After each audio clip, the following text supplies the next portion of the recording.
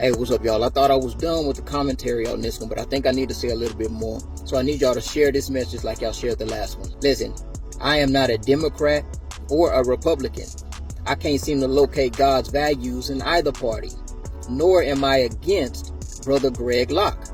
I also don't know if I can stand with Brother Greg Locke.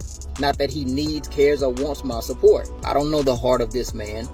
I've seen video clips of him performing deliverance, of him giving sound sermons, and also of him giving money to women in need. I've also seen video clips of him calling people demons, witches, and bringing his political views into the house of God.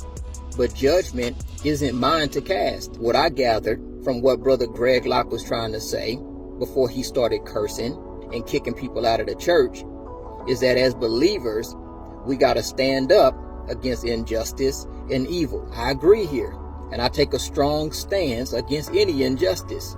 But the political propaganda part makes me question the motivation behind the message. Are you a church or a branch of government? If he would have said in his video, you can't murder babies and still be a sound follower of Christ, I'm not sure of too many people who would have disagreed with what he said.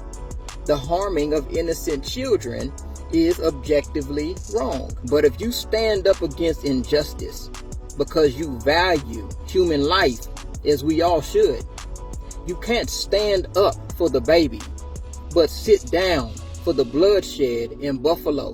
And not to diminish the taking of life in any way, shape, or form, but to better explain my point about questioning the motive behind the message. To my understanding and interpretation, the babies that we are standing for are going to be with God in heaven regardless. So their soul is safe. But it leads me to question if you are concerned about the soul of the democratic adult.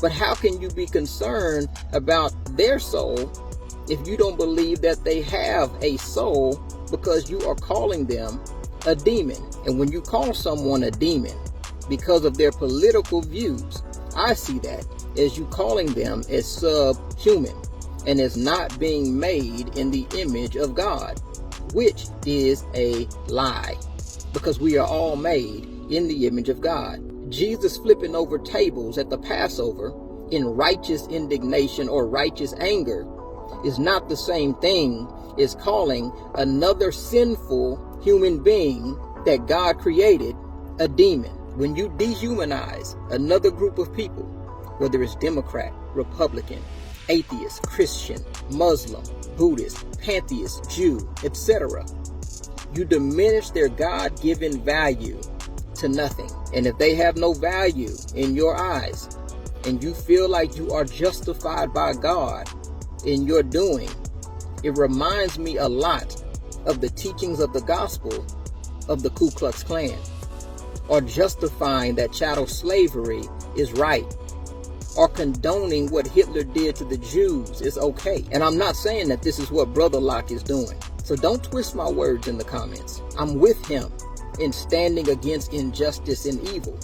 I'm not with him in demonizing God's people to do so, especially not for a political agenda. You don't really understand globally what people are going through until you start conversing with people from all around the world. I'll tell you this though, you can't really discuss the truth with someone until you understand why their truth is the way it is. But you will never get their truth to convey to them the truth if you condemn them to hell based on a worldly system that God is not involved with on either side, because the kingdom is more important than the country.